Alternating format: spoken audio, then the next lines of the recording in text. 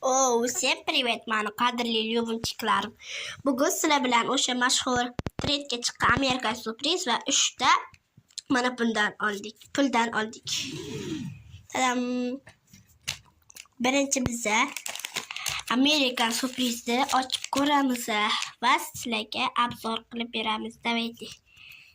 Ketdi. O'rtani hozir ochib olam. Hali qariganim yo'q. Bismillah.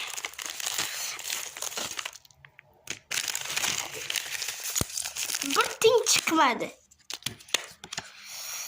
Amir vafli olsang do'stlaringga ham qo'shib ol. Boyoqal. Vafli olmay ket.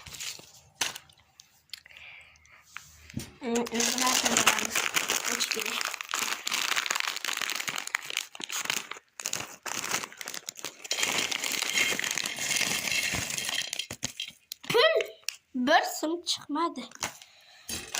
Birincisi.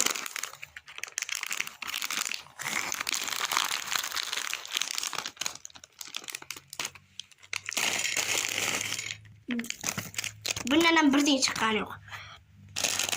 Tamam, işte olsa şundan çıksın.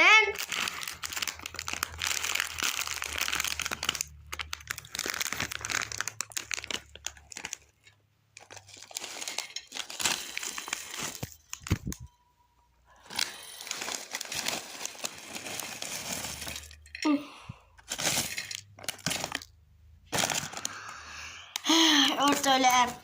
Bugün amat yok. Bir ting çıkmadı. Ben vaflisin mazak biyime. Paka. Bunun videodayım. Amerika sürpriz olamaz. Paka.